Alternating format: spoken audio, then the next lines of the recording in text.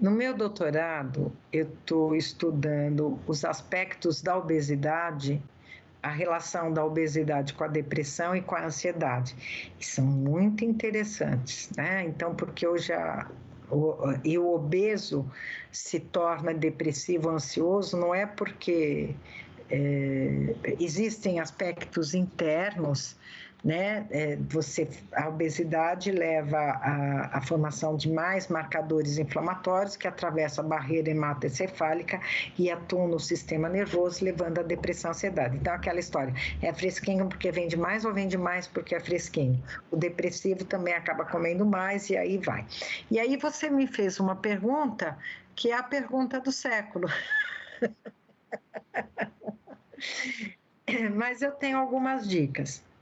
A primeira coisa é fazer o que você está fazendo. Nós não podemos concorrer com isso aqui.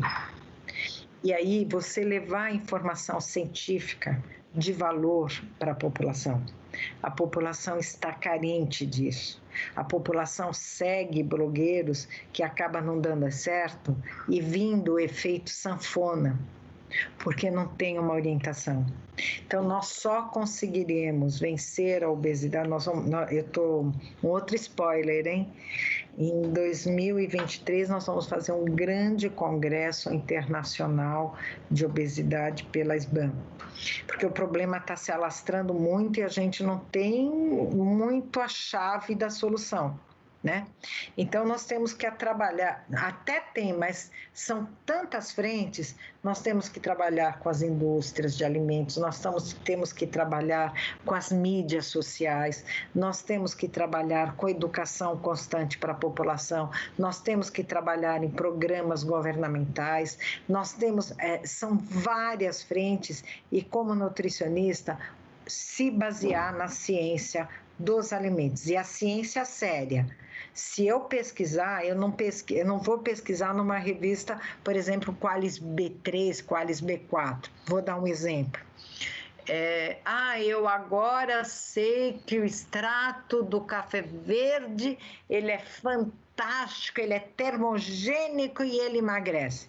Porque saiu uma pesquisa lá de não sei quem, uma pesquisa no Aqualis B4, leia os métodos, entenda o que está sendo dito antes de recomendar.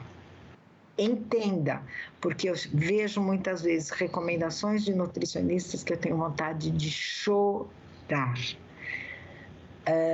Nutricionistas, por exemplo, que recomendam, você come. Eu posso falar isso sentada de cadeirinha e com provas. Você come à vontade e depois você vai fazer a colon hidroterapia, né? Não preciso comentar mais nada, né?